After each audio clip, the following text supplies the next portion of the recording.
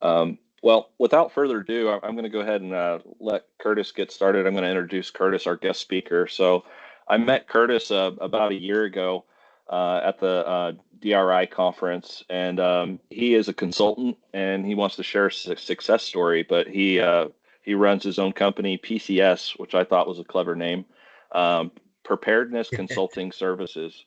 So without further ado, if you want to go ahead and introduce yourself and let's get underway, you have the floor. Yeah, absolutely. I appreciate it. Can anyone confirm if you're seeing a slide right now? Make sure it's Yeah, we got it. coming Yep. across. Okay, thank you. 4 slides just to talk off. I didn't do that to you, but I appreciate the introduction and pleasure talking to all of y'all today. So what I want to kind of share is I'll tell you a little bit about myself and my organization, and then I've kind of tried to capture a bunch of the both good and bad that I've run into to kind of help share some of those lessons learned, some thoughts on transitions and employment here on the civilian side. And this is very much a conversation. So what I would tell y'all is at any time, literally just go hot mic and pop your question out there, please. At the end of every slide here, I'll just pause and ask if there are any thoughts or if anybody wants to share as well. So as I a topic, doesn't have to be a question. If any of y'all have run into something similar, and if you agree or disagree, it's fine by me. But if you have insight on that to share for the benefit of everyone on the net, please, again, please toss that out there. We're here to help all of us, each other, get through this civilian scary world, as I call it. It scares the crap out of me every day. Hey, so just briefly who I am. I medically retired late last year. I'll be honest, it was 19 years and 4 months I retired. Enough was enough is kind of how I say it. I did 4 years on the ground in Iraq and Afghanistan, dozens of duty stations, dragging my family around. It was finally enough broken that a medical was offered, and I took it. So, hey, it's time to move on in life, personally and professionally. And I'm extremely thankful I did. I have not regretted it for 1 minute. I am a VMI graduate myself in terms of college background. By chance, any other VMI people on the net? Sometimes you run across each other. Anyone Virginia Military Institute? No, we're one of those weird rain knockers. We're better than West Point, just to be clear. And with my education, I have 2 master's degrees, right? So my first one was an intelligence degree. I got that when I was still in as an intelligence officer, right? I did that box check right then as a senior officer. You got to have your master's degree, and why not do it in what I'm already good at? So I'll be honest with you, I don't use that degree anymore, really anything out of it. And then I got an emergency management degree about a year before I got out. I kind of started seeing the writing on the wall in terms of transition, trying to think through what would I enjoy, what would I want to do. And after doing a lot of DISCA missions in service, I realized that I did enjoy disaster response, that kind of stuff. And I saw a very interesting intersection with my analytical abilities and skills. So I went ahead and pursued that master's degree. And I'll tell you what, getting that done a year before I got out was very valuable, because then I left and I had that in my hands ready to rock and roll. Now, when I got out, DRI was offered to me, and I did start that program. If everyone's familiar with that, if you don't, cut me off. I'm happy to bring it up. And I started a 3rd master's degree in the area of instructional design, because I thought it would be a freebie degree. It could help me in future jobs. Government's paying for it. Why not? I get an extra stipend. I'll be honest with you, halfway through that first semester, I quit. I'm telling you right now, it's an example of something I just stepped away from. Was it right or wrong? I don't know. And there's lots of arguments there. But I started feeling the stress and the burden of more stuff to do, very rigid deadlines. And I did not feel like I needed it. And I finally slapped the table and I just said, no, I'm not doing it. And I'll be honest with you as well, in terms of some of the things you learn when you get out of service. The freedom that I felt when I realized as well that I could just say, no, I'm not going to do it, was actually, it felt great. I could just say no to something that was planned and rigid, and there was no repercussion for it. So just in terms of me personally, I'll tell you that was a kind of a moment of realization in terms of the new world that I was in. Personally, I'm a family man. I've got 4 little kids. I retired to Western North Carolina. I'm up here in the mountains. I have a farm. I'm working from home right now, so if you hear a rooster crowing outside, it's not your imagination. They really are out there. It's a nice, quiet life. I love it. And then I run my own business from here as the CEO. Now, that business, what is it? So, Preparedness Consulting Services. I formed this business, and I actually formed it 6 months before I got out. Once the whole med board process started, I saw the writing on the wall, got it formed, the LLC stamped, approved. I had a partner, a real good friend. I call him brother. I never had. So thankfully, someone I could really trust, but an absolute business expert, genius. No military background, true patriot like all of us, though. And he helped me get things formed, technically and right, which is great because I can look at him and say, just tell me what to do. I don't know these nuances. And that made a huge difference. But getting that formed before I got out helped with the whole curve. And I'll talk about that curve in a minute. But what we do, the punchline is help people. Me and my whole team, we always agreed that our business's primary purpose was just to help people. It's not to get rich. It's not to take dirty money. It's not to get federal contracts. So I did find out this morning, PCS got their first federal contract approved this morning. So actually, I'm very excited about that, going in the right direction. But point being, we're here to help people. We do that through an all hazards. Thanks, Keith. Appreciate it. It felt good this morning with the coffee when I saw that pop up. But we look at an all hazards consultant, right? So we look at business continuity, disaster response, emergency management, natural hazards, man-made hazards. Man-made hazards, you start going down that security aspect. Right now, we talk physical security, we talk cyber security. And the fact of the matter is, if you think analytically like I do, all these things intersect. So that's our business model in a nutshell. And we do this consulting for individuals, families, small and large businesses. So the mom and pop down on Main Street, we talk to them. I talk to FedEx. FedEx is pulling information from me. And then we've gone really heavily pulled into critical infrastructure. So your 16 sectors of critical infrastructure. That really just went through the roof unexpectedly in the first months of my business. And some of my largest clients are in the electrical infrastructure, and I'm in negotiations with the Corps of Engineers about some very holistic looks at security. So in a nutshell, that's who I am, and that's what PCS is. So hopefully that gives you context on everything else that I kind of want to talk about with you. All right, I changed slides here. So I'll tell you, in that top right picture, that's me, and that's with my, the first night I got my brand new PTSD service dog. His name's Scout. He follows me everywhere. He's actually really upset right now because I've not letting him in here while I'm on the mic. But this is where I'm going to tell you, hey, we're all brothers and sisters in what we've done here, and I'm going to speak very candidly to you, and I'm going to give you the inside look to Kurt here, right? Some of the challenges that I have faced personally, and I think, there's someone out there maybe on this call or someone that that shares these same challenges. This is where I'm at. I've got 90% disability. It really should be 100, but that's between me and the VA and the argument that's going to take the rest of my life probably. But my main ticket item that got me out was my significant PTSD. From those 4 years in Iraq and Afghanistan, a lot of losses, a lot of things going wrong. It stacks up on you. And I'll tell you what, the best decision I ever made was about 3 years ago when I walked into a mental health clinic and I just finally said, I know I'm busy, but no more excuse. I need help. I need someone to talk to me about these things. And that put me on personally and professionally a whole brand new path. TAP process, once I started going through that time of getting out, I don't know if any of y'all had an outstanding TAP experience. Me personally, I didn't.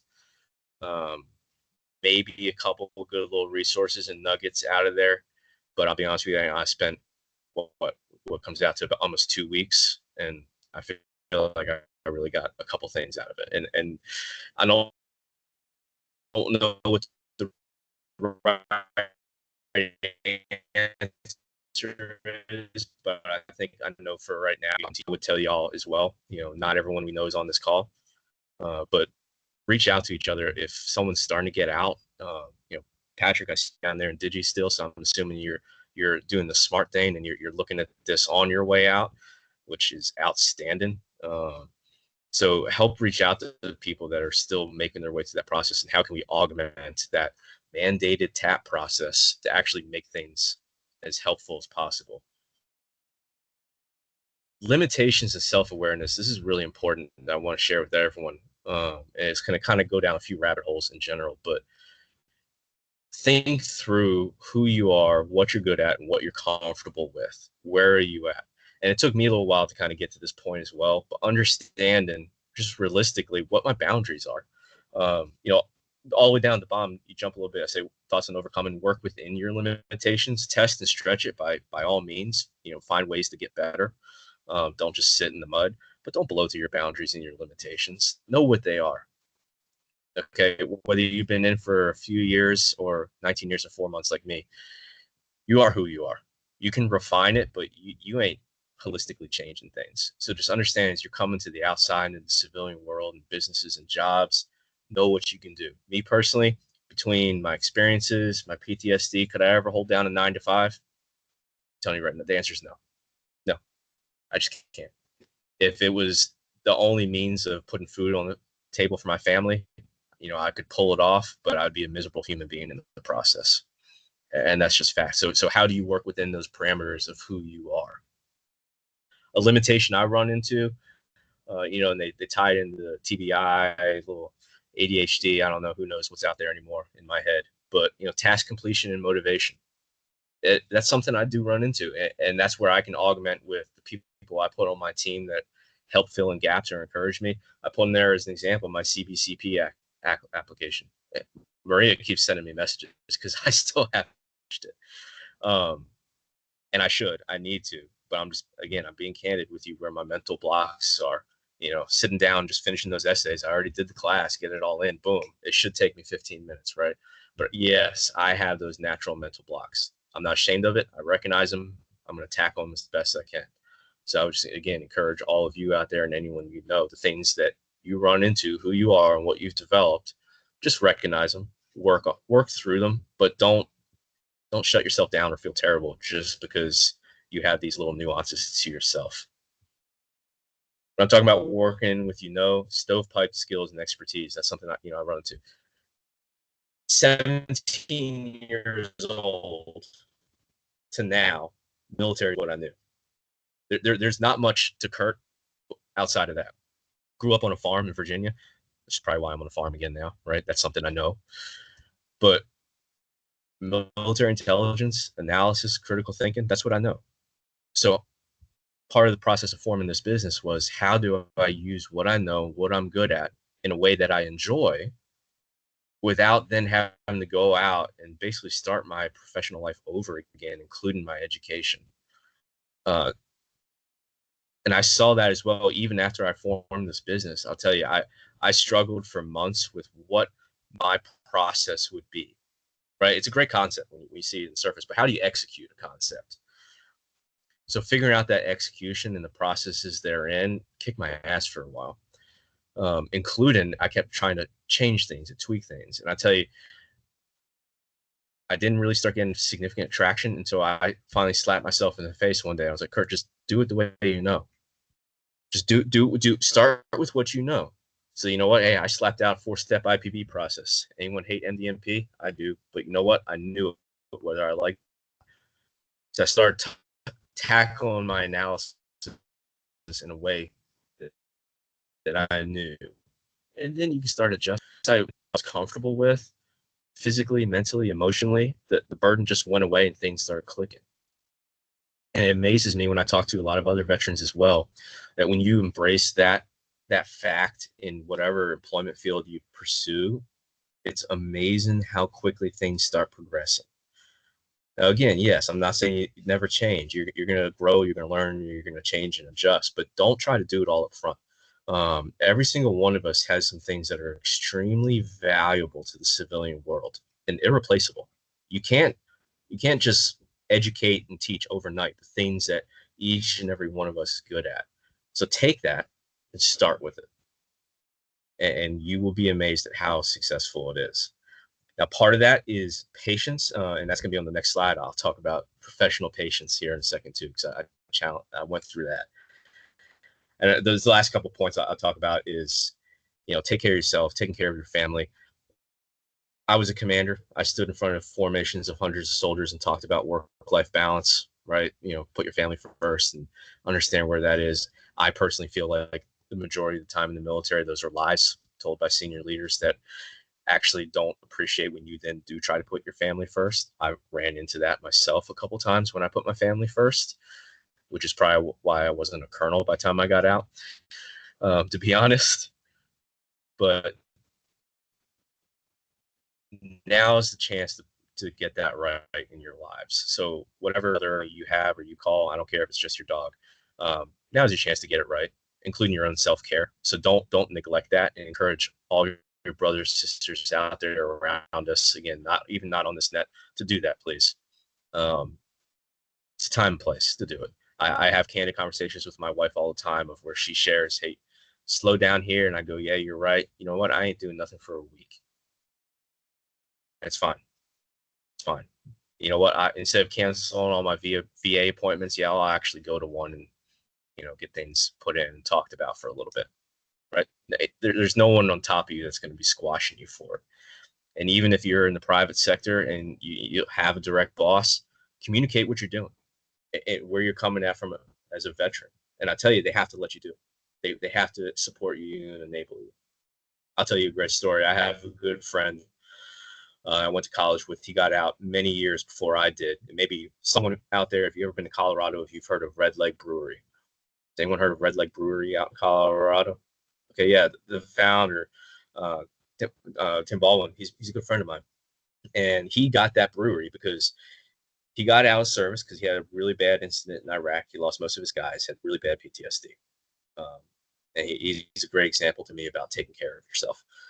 But he got a 9-to-5 job, and he finally got called into the office one day because his boss told him he was taking too much time to take care of himself, and he was too much of a problem because of his PTSD. So you can guess how that legal argument went down. And he sued the company, and I'll tell you, he got $1 million. And, it doesn't always work quite that smooth, but it's just an example. He was told he can't take care of himself, so he said, fine, here's my attorney. I can tell you a personal story because I'm good friends with him. He got his $1 million. He went to his wife, God bless her, and she said, what have you always wanted to do? He said, start a brewery. So she said, I'm behind you 100%. Now it's this massively successful venture he has out there. So it's just a great story. Put yourself first, take care of yourself, and then pursue your passion, and do what you want to do. You will be amazed how it comes together. It's not an easy road. There are hills. It goes up, it goes down, it winds left and right. It's not a straight interstate. That's even what I put on the slide. It's not an interstate, but it's going to get there. So that's kind of the personal aspect. Does anyone out there have any thoughts on that before I move to a little bit more of a professional focus? Any thoughts? Anything you want to share? I think that's the interesting perspective that you provide, Curtis. I mean, we have guest speakers here on this all the time, and you certainly bring a unique perspective as that you're a self-starter, right? One of the things that I could say is common denominator for success is that you're tenacious and relentless, and kind of jumping in with both feet. Whether or not it's throughout corporate America or you're self-starting as a private contractor in the industry, just the fact that you were able to do this heavy on the emergency management side, without the CBCP, is not a barrier to entry by any means. It certainly will help you in the future. But what I'll say is that, into the corporate America, you have to have your CBCP. I mean, 98% of the time, you will find that there are some places where you might be hired in without your CBCP. But I'll just say that it certainly does help. But it's a unique perspective that you're providing here. Anyway, that's all I have. Yeah, no, Keith, great point. And you're segueing to one of the bullets on this professional slide. So I'll jump all the way down to that fourth from the top: conferences, webinars, free sessions, and distros. With that is certifications, low-hanging fruit, free chicken. Things like CBCP is absolutely important. I will tell you, candidly, I am wrong for having not finished my application. It does bug me, and I'm gonna do it. Don't get me wrong. I just recognize that's a curt mental barrier at the moment, for whatever reason. I don't know. Talk to my shrink. But You will be amazed how important these things are that you can take advantage of, how many of them are out there as well. Conferences, webinars, free training sessions, and distribution lists that you can get on. Okay. Let's start with conferences and networking. Network, and network some more. Keep it going. You'll be amazed at how valuable conferences can be, the in-person ones in particular. Now, don't get me wrong. It's not always cheap, especially when you have to pay for hotels, but it is worth it. The amount of cards that I have flown back and forth across tables at these conferences is incredible.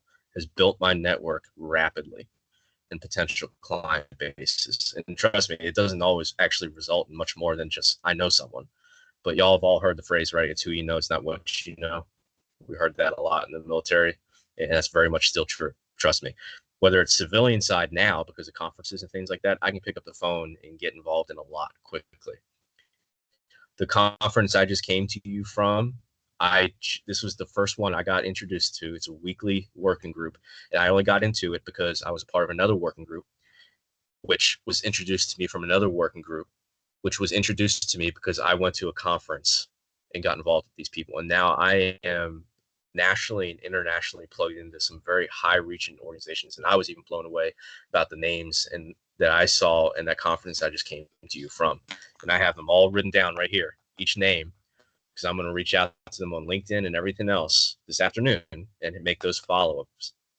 It was all because I was in these working groups and these calls, went to a conference. Absolutely not a single one of them has resulted in any business whatsoever for me. But that is invaluable. That is how you build yourself up professionally. Again, whether you're self-starting or you're seeking, a paid employment job, that's fine. But you need those network opportunities. Webinars, free sessions. 2 days ago, I sat down on my computer and finally went through all the. Pete, go ahead. Oh, I'm sorry. Did I come off mute? Yeah, you're fine. I wasn't sure if you were a hot mic. You had something awesome for us all. It was a hot mic. I had my neighbor visiting, and I had to just mute myself, and it came off mute by accident. So I digress. You're fine. No worries. What I'd say is all those webinars and opportunities out there. 2 days ago, I sat down and went through all my junk email, all those distro lists that I get on, which are valuable. You get stuff, but there's all these private and public organizations offering these free training sessions, these webinars. And they're free, 30 minutes. Just register here for the Zoom call. I sat down, I registered for about 20 of them over the next month. And, it's 30, 40 minutes of just sitting here on the computer listening. You can turn off your camera and do whatever you want.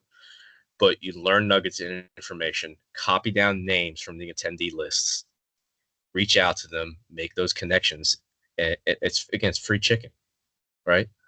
Scoop that kind of stuff up. Again, self-starter or full employment, it's fine. But that's how you network. And you got to tell people to be doing this. Again, our brothers and sisters that aren't here, the ones that are still getting out, tell them to start doing these things. Jump on these little sessions. Heck, they can do them on their work computer in the office.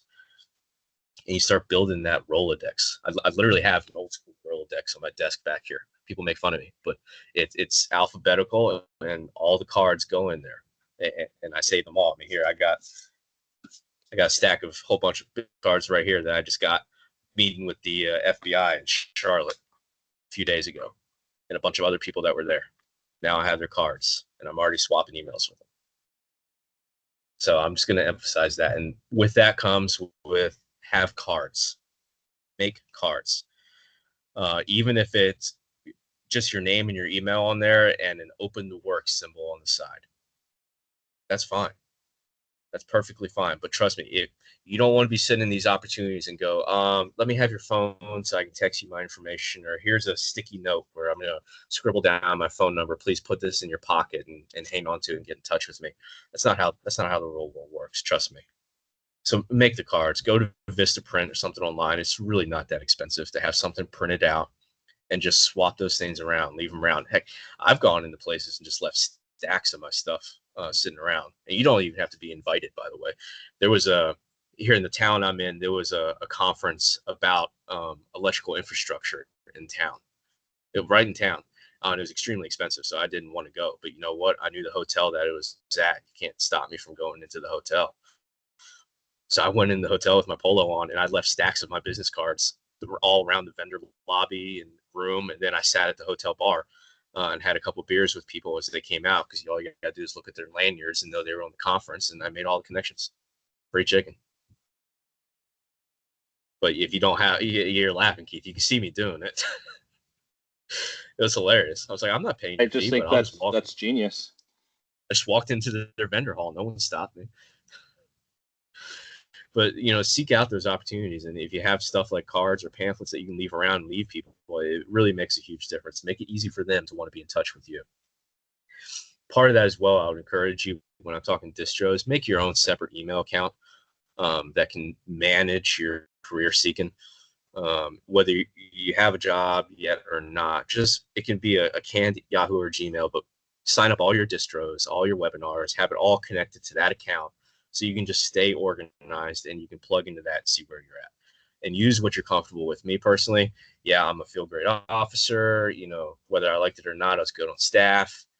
I'm comfortable with Outlook. You know what? So I have my Outlook set up. I have rules for different things to go into folders. It's organized. I have an Outlook calendar connected to my phone. It's the exact same system and method that I was comfortable with and I knew I could operate in. And that's what I set up for myself. And if it wasn't for that, I'd be in over my head very quickly, inundated with just crap. I'd probably be crying in the corner right now while Keith was trying to get me on Zoom here. And I guarantee that's how it would go. So again, work with the systems that you have, that you're comfortable with, and stay organized. I talked about professional patience. I just kind of want to talk about that first bullet point when I say time to success, flash the bang. Whether you're seeking out full-time employment or you go self-starter route like I did, understand that there's going to be a lag. Okay, a lack of responsiveness, a lack of positive reinforcement and replies and returns. I probably had my business formed for 8 to 10 months before I even had a decent prospect at a first client proposal. And now it's starting to take off. It is. And part of that was blowing up cold calling. By the way, cold calling emails or phones really does still work. Use your Google, find people's contact information, blow them up. I was blowing people up. And that's the only way I got my first big client. I finally got so annoying that they called me, which is fine by me because they called me. But I'll tell you, out of that cold calling, I averaged about a 2% response rate. Wow, that's tough. And you think that doesn't get a little depressing sometimes? It is. And, the same kind of applies out there when you're reaching out, you're trying to get involved in the market. You're going to have a low response rate sometimes. And you just got to be perseverance, whatever, what I'm trying to say about it. Stick with it and keep pursuing. And it will work out, but you're going to have that lag. Did you have something there? Yeah, I was gonna say, you just gotta keep pushing through, because same thing with me. Everyone always gets shocked because they say, "Oh man, I can't believe you got this job, right after you retired." And then I said, "Well, how are you doing?" They're like, "I applied for 8 jobs and I've got 0 interviews." And I was like, "Dude, I did 150 plus. I had an Excel sheet." I was like, "If you're gonna do it, just keep going at it. Just room clear everything. Just get it done." Yeah, I agree with that statement. You're spot on. Crush it. I'll say burn the boats. I agree, and I'll say it again. Whenever you're applying for jobs, whether or not you're going to be a self-starter or you're going to apply for jobs, don't apply for 5 and then expect to get an interview. You can apply for 60 to 100 jobs and you might get 5 calls. So I have to say it again and again and again, foot stomp it, be relentless. Don't have any reservations that you might get into this industry, because you will eventually. There will be, out of 100 no's, you're going to have a yes. I digress. Go ahead. No, you're exactly right. And it's like the punchline I tell people all the time: you can only be told no if you ask. So if you don't pursue it, you never have a chance at a yes. And don't hesitate to put yourself out there and be a little bit annoying about it. Like I said, I think on that slide I joked about me being introverted extrovert or an extroverted introvert, whatever you want to call it. I really don't like going out and dealing with people. I far prefer to be alone in the woods, building something, maybe with a 6-pack, That's happiness to me. But that does not equate professional success. So you have to know when to do that. Just as an example, kind of being out there and pursuing. The other month, I was in Raleigh, North Carolina. I was meeting with a potential partner out there, and I was taking advantage of the fact that I was in the city. And I knew that from the state of North Carolina, I was trying to get some opportunities for my business. So you know what I did to be really annoying is I printed out a bunch of hard copy dossiers. I used those counseling folders, the brown counseling folders we always used to use. Those work great for dossiers, by the way, because you can flip them. Filled them up, filled a briefcase, went into the state capitol building, and walked from senator's office to senator's office, handing out information and cards and trying to get to talk to people. And I got to talk to a couple people. And that's how I literally just spent my day, was walking from office to office. Again, they can't kick you out. Just ask, try, pursue it. Don't give up, because you're going to get an opportunity. But again, you can't be told no if you don't ask. And part of that, I put on there the peaks and valleys. And hey, especially if you're self-employed, if you're going to do self-starters, you got to be ready for the valleys. There'll be times where your business is just not pulling in anything. But you know what? The expenses are still there. Right. There have been a couple times where, I tell my wife, I'm like, hey, so just buy the bread and milk this week, and next week looks great. But that's just reality. We, especially me, after a couple of decades, I've been used to that. Every couple week guaranteed paycheck just pops up and auto deposit into your USAA account. That doesn't happen anymore. So you have to kind of through what that looks like, and really project ahead, especially financially. Start thinking a few more months ahead for the stability of you and your family. And I joke, branches, sequels, failure options, right? If anyone was stuck on staff like I was for many times, you've heard that through MDNP, right? So think through, if something's not going right, that's fine. So now what do I do? Anticipate possible failure, and then what does that mean? What do I do next? Just an example, my big client right now, this is the last month of their current contract with me. Their contract now is probably going to renew here in about 2 months, because just last week they asked me for a new proposal for that next window, which is outstanding. I'm excited. But going into that, I had to make the assumption, okay, what if they don't want to work with me anymore? What's my failure option here? If I lose this big client, what do I do next? And I started thinking that through 2-3 months in advance. And the same thing has to apply full-time employment. I had a good friend call me up. He's a retired infantry officer, cyber expert. He had some good gigs lined up as soon as he got out. Well, he called me up and he was like, yeah, that exciting gig, that only lasted 3 months. And I got laid off because the business had cuts. And now I've been job searching for a few months, and I don't know what to do for my family. And I can tell you how many times I've heard that story from so many people, whether it's contract or employment. They come out, they expect this good gig, and it falls through. It just fails. So what's my failure option?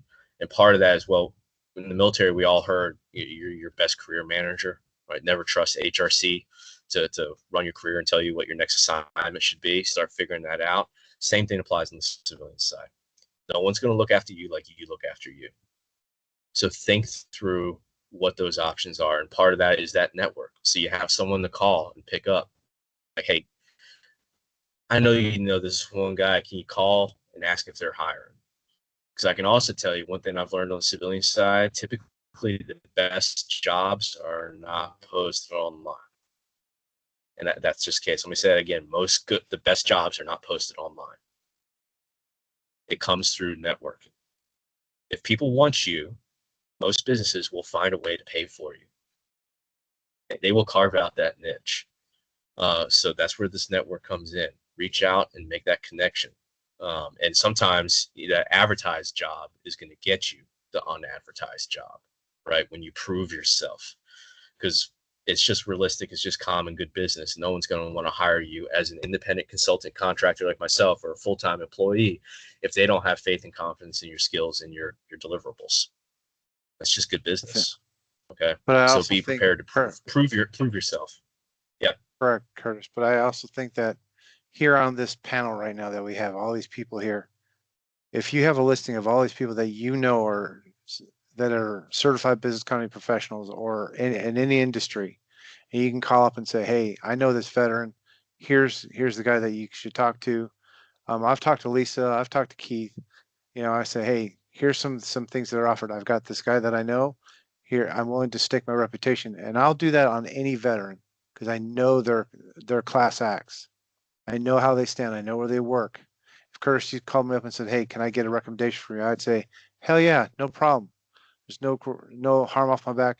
And that sets me apart from others that are applying for other jobs or trying to get contracts. Because I think the veteran network is very strong, but it's only as strong as how much you use it. Does that make sense? Yeah, and I'll say a caveat to that would be some are better than others, but anyway, I'll just put a plug out. I'll just put a plug out there for Curtis. Running PCS, do you have core competencies that you're the subject matter expert in that really drive your business? And then the question would be is, what core competencies would you be looking for to work as a force multiplier to maybe have some of these people on this call to help you if they were looking for work? Yeah, absolutely. And, part of that is, I'll skip to that next slide. I did put on there specifically whether I can help you or if you have interest in either working with me potentially in the future. I'm here. I'm part of your network now. Okay. And again, it's just if I can help you in your own interest, tell me. Kind of like Chris was saying there, if I can pick up the phone to someone to vouch for you, I'll pick up the phone and vouch. I got no problem making the phone call. I'm happy to. Now, in terms of my organization as a whole, again, I tap into almost entirely ex-military or ex-law enforcement for two reasons. One, it's a unique mindset. We think about things in a very unique way that cannot be taught.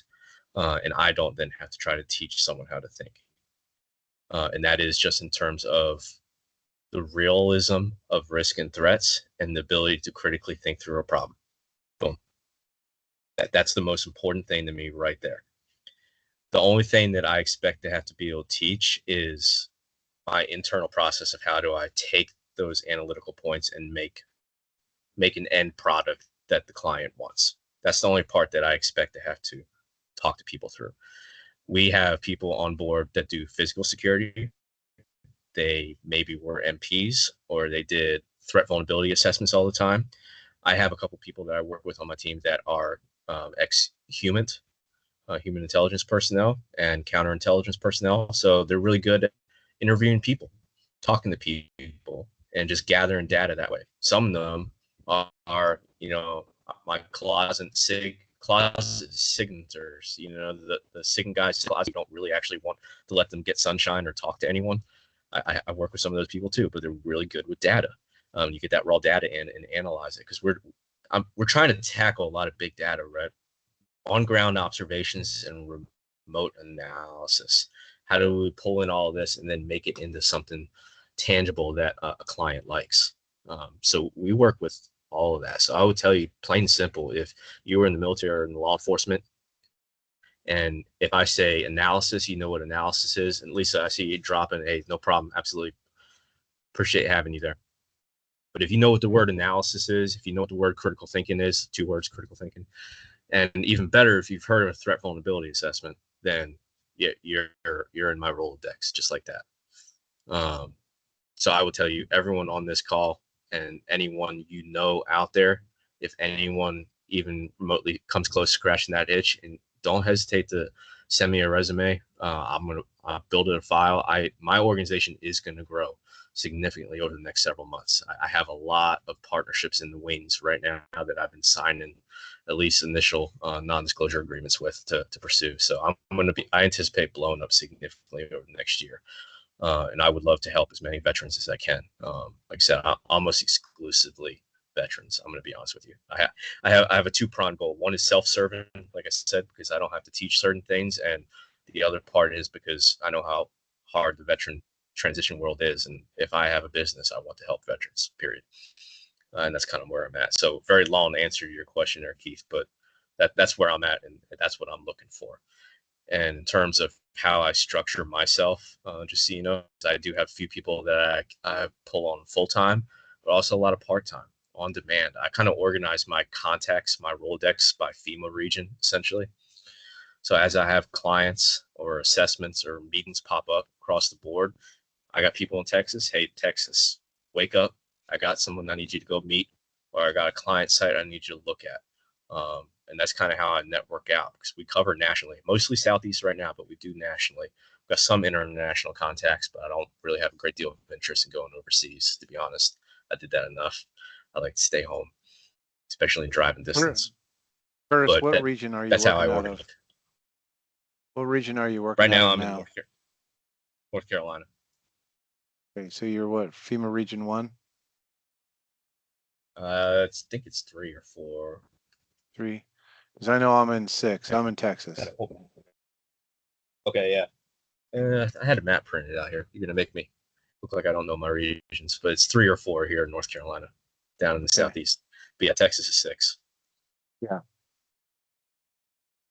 But yeah, basically, I just organize by that region, and the whole idea is, so many of us are pursuing our own goals personally or professionally as veterans, and I like to be able to tap into the people I know and trust without making them pull up roots personally or professionally from wherever they're trying to just make that transition point. We're trying to provide stability to our families for the first time in a long time, feel comfortable ourselves. So when I got some friends down in Florida and the Panhandle and Central and North Carolina and Georgia, up in Virginia and Texas, Ohio, Montana, groups like that right now, I can tell them, hey, just stay put where you are. Support me remotely when I have products that need to be worked on. Send you the email. When I have a client on site, you're going to support that. In the meantime, pursue personally what is right for you. And I try really hard to provide that flexibility and support, because I know that's what I would want in that situation. And that's also, frankly, what I'm trying to give myself and my family as well. My 2 youngest kids, thankfully, don't know what deployment means. My 2 older ones absolutely do. And I don't want them to ever learn what that means, frankly. So that's kind of where I'm at. With that, and hey, the last little thing I want to throw out there, and then we'll field it for some questions in the final minutes here. That quote down the bottom left from Valley Forge.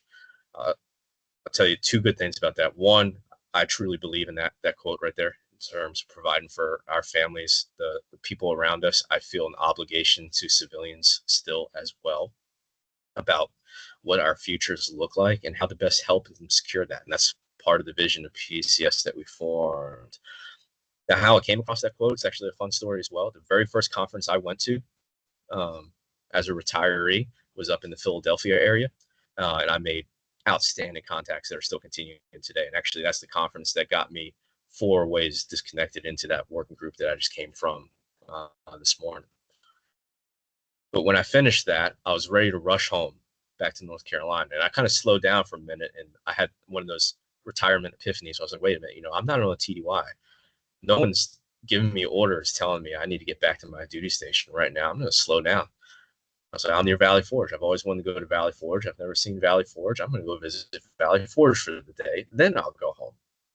I was a history major in college. I loved history. And I had a great time walking around, just looking at it. And I found this inscription and I wrote it down right away. I was like, hot damn, that speaks to my heart right now. But again, one of those realizations of I have a degree of flexibility personally and professionally right now. You have to stay structured and professional, yes, but provide yourself that comfort.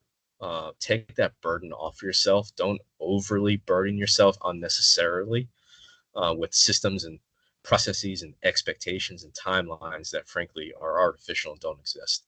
You don't have a battalion commander or company commander or squadron or anyone over you right now barking down your throat. So don't do that to yourself. Back it off a little, and you'll be amazed what comes both personally and professionally.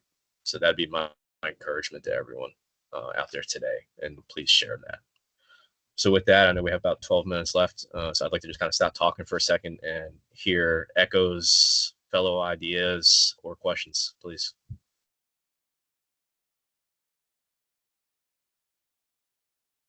I think you've touched a lot of good things for people to understand what it is from coming out of the military to, and I came in late, so bear with me. I had some technical difficulties again on this headset. So the thing is that you've experienced it. You know what it's like. You know how to hit the ground running. But a lot of people don't understand. And and I know Keith, Daniel, I've been saying it forever and a day. It's not about putting in 1 to 2 applications. It's not going out there and talking to 1 to 2 people a day. It's literally 50 to 100 things that you can do per day. And I'm using that as an example. You may only get to 25, don't get me wrong. But the fact is that you got to get out there and hit the ground running, and you got to get out there and use your networks.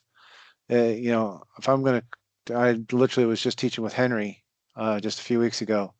And if I'd say, hey, Henry, I know you work here. Could you help me run this down and see what I can find? And he would say, sure, give me 5 minutes. If it's not sensitive or confidential, I have no problem with that.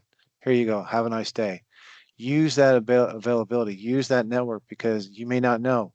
A lot of the people don't understand. I said, hey, look, I don't care if you come from the Army, Navy, Air Force, Marines, Coast Guard. Okay. I don't care. Organization is an organization. But I said, does every organization have a disaster preparedness plan? Does every organization have a BC process? Is it written? Is it policy? Well, a lot of Army personnel, I'm using that as an example, they say, well, I think they do. I go, well, I know they do. Here's the reason why, because I actually got the AR on the Army. I said, and you can download it for free. Use that as a guide, because it tells you specifically this is their process. But if you can walk through it and it's all literally not strategic in nature, it's just very, I don't want to say tactical, more operational in a sense, but they get down to the tactical piece only for a few things instead of being very strategic where they need to be. I said, we can rewrite that whole process, and you can get contracts with the Army or whomever, for an example, because they are only thinking at this level when you're supposed to be at the strategic level. Some companies or agencies want to be at the tactical level because they say, well, we need to do these things. I said, that's great, but strategically we need to be here first so we can all understand it. Then we go to the operational piece. Then we go to the tactical level, because they don't think in that. A lot of people don't look at that, and they say, well, hey, BC runs inside emergency management. I said, no, it doesn't. It's a separate career field, folks. They work alongside the EM, but they're a separate entity. And I just had this huge conversation about this yesterday, and I had 20 people on that call, and they said, you're absolutely right. We are a totally separate entity. But they also want them to work inside the EM process, which is fine depending on how they work, but they still need to be a separate entity. So there's things that are out there, Curtis, that I 100% agree, but people need to hit the ground running from the time they get our six months before they get out to where they are today. I wouldn't be where I am today without a couple of my mentors and working with a lot of those people. I'm very successful with the things that I do, and Keith is one of those guys that I can say, hey, I gave my 2 cents in and look where he is now. Again, my only 2 cents, because he got another 50% from somebody else. And I'm very happy about that. So those are the things those are the successes that I help bring to the table. Yeah, and I hope that, go ahead. Certainly takes a village. Doesn't mean that you can just have one mentor and be done. A lot of people, bring value in different ways. So I strongly suggest, going off of 5 or 6 different mentors.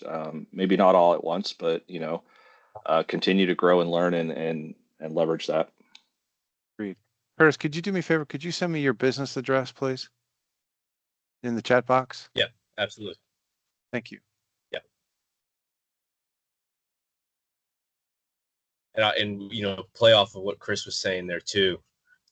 A big thing to kind of use verbiage wise out there, especially when you're looking for jobs. I think the technical buzzword out there now is security convergence, but all it is fancy word to say what Chris was talking about, how EM crosses over with BC, and BC crosses over with safety. Safety crosses over with physical security, and physical security crosses over with cybersecurity. It's the whole concept that everything actually is a system of systems that interplays. So when you're talking about your capabilities or your skill sets, you can talk about your ability to bring those disparate teams together and coordinate, because you have a basic understanding of all these different ideas and concepts. So put that one in your back pocket, because that's becoming an increasingly used corporate conversation point that we're running into. Security convergence. It's just the idea that everything touches. That phrase is most typically used for physical security and cybersecurity working together, but you can stretch that concept very easily to everything Chris was talking about there. Great And point. believe you me, IT can't fix everything. I know No. that. Yeah, I need your And business I'll address tell. specifically, Curtis. Yeah, I'm typing that next. I was just putting it all Thanks, out sir. there. Thank you, sir. Yeah, I got you. And I'll tell you, all of us saw in the military side as well that the S6 and IT departments don't like to be messed with, and the same is true on the civilian side. Oh yeah. My last client, I had to have a dedicated sit down with the vice president of IT and all his cyber monkeys to explain why I was there to help them and not take their jobs and to stop being defensive with me. And that be surprised if you run into that out there. The key is make peace. I wanted to strangle them, but I didn't. You're there to be productive from an employment standpoint. And Yeah, I people agree. they don't understand what you're bringing to the table. That years of experience, that understanding, because if Alan brought this up in one of his classes, he said, look, he says, when you're applying for a job, and I've been a doctor and a pilot or astronaut, you don't have enough of that experience to put it on your resume. Either you're going to be a doctor, or you're going to be a pilot, or you're going to be something else, or you're going to be a business continuity professional. Show us what you are. Put everything down there that it's going to explain to what that specific job is, and that you can be saying, this is what I've done. Because I guarantee when you put on your resume, I've been a doctor, a pilot, an astronaut, they're like, that has nothing to do with BC. Absolutely nothing. Put down things that are going to apply. I think was it Daniel or Mondragon, or it was Daniel Luigi? I can't remember which, or both maybe.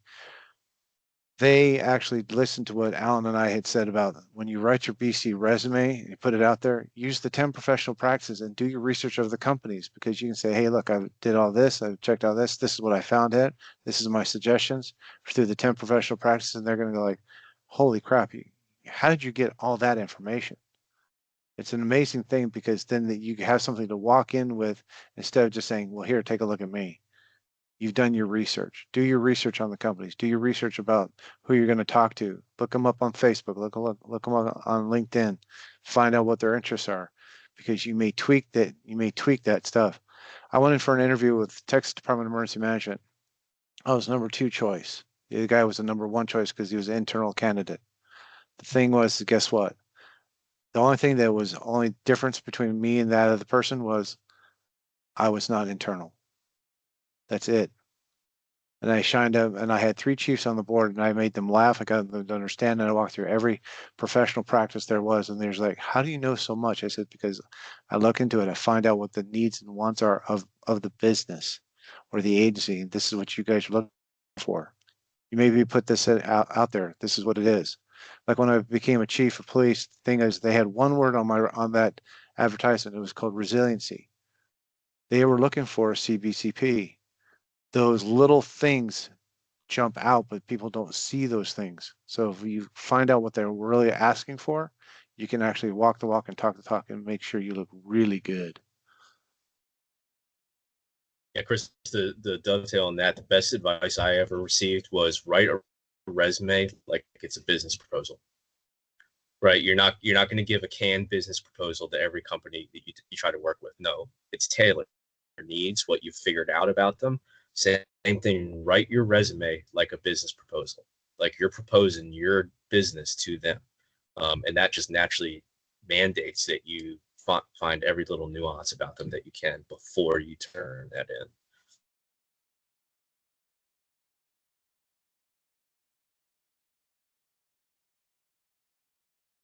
Keith, are you on? Yeah, I'm still on. I just got pulled in a different direction. I'm sorry.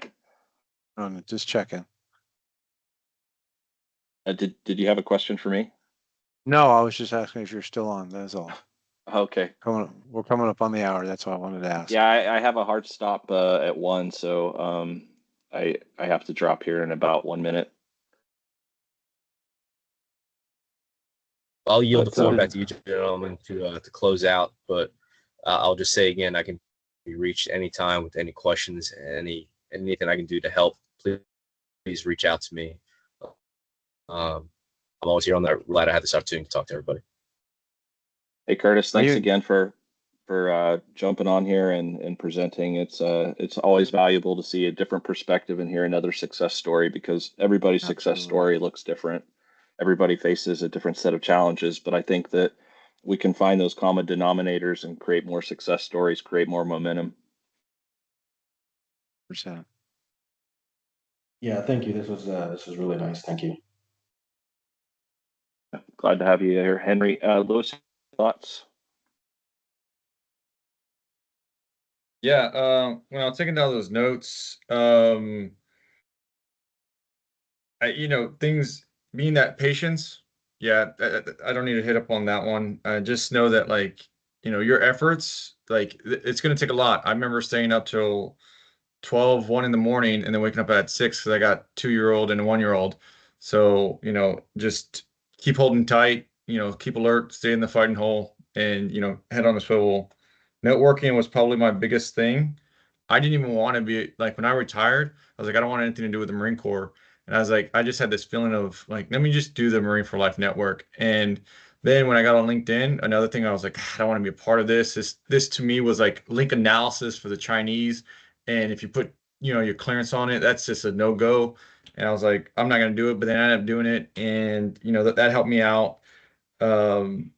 I wish I did a separate email account, but I didn't. But that's something that I would highly recommend. And then, uh, you said you talked about the dossier and just actually going and then introducing yourself. Yeah, that's brilliant. And then the business proposal idea. I took my resume template from Daniel Luigi. I think he's one of my mentors that helped me out in getting where I'm at today. But that business proposal, I'm gonna start using that. So if it's not copyrighted by PCS, it's mine now.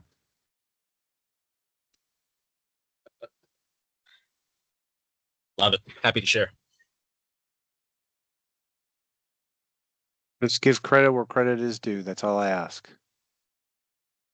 There you go. Oh yeah, I took out all his information. So when people come and ask me, I'm gonna be, hey, have you heard about this? And here's why. Because I think I'm tired. I don't know. Well, I don't know if he's tired, but when people ask me about resumes, I show them mine and I say, I learned this from Daniel. Hit him up. I don't know if he's like getting thousands of like just messages like, hey, I heard you could do this. Absolutely. Well, does anybody have any more questions for Curtis or anybody else on the board or crosstalk at all? Some things that you're needing or wanting or needing some ideas?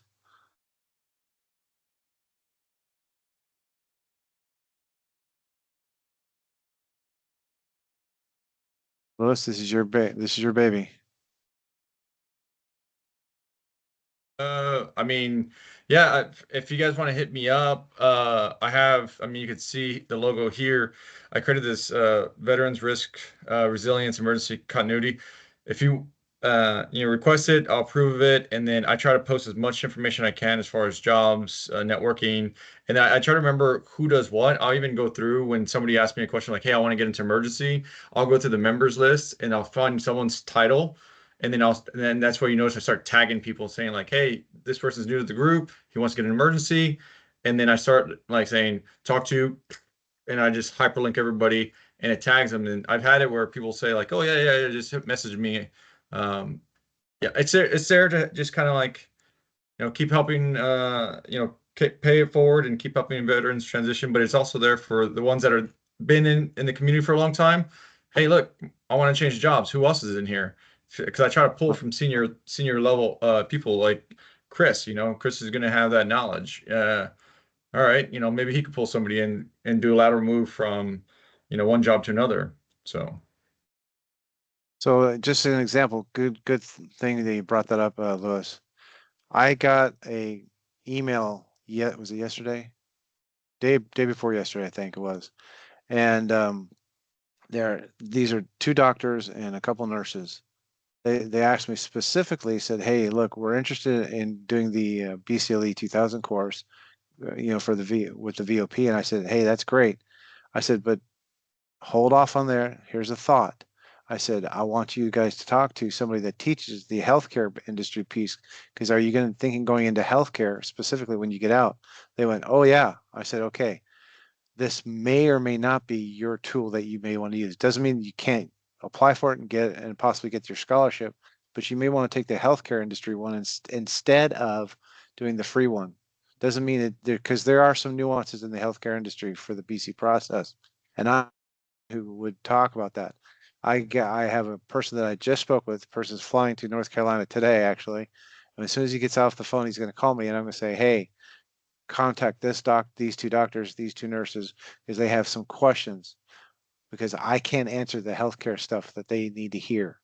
So those kinds of things are very important, because they may just want to pay for that course instead of getting the free course and be saying, this is what I need to see. And these are two doctors and two nurses. So it's out there. And if you guys don't all know, effective yesterday, I became an official instructor for DRI. So that's a good thing. So if you guys have anything that that course was a pain in the butt. But the fact is that if you guys decide to get 7 or people or more together that are willing to pay for something, please let me know. I'll help you get that accomplished. I can create some deals through that process, and then we can teach all veterans at any company, anybody that wants to do it. We can create some momentum, and in doing that, we can possibly put a couple more vets through the course. So if you guys have anything like that, let me know, please. Use me as your conduit.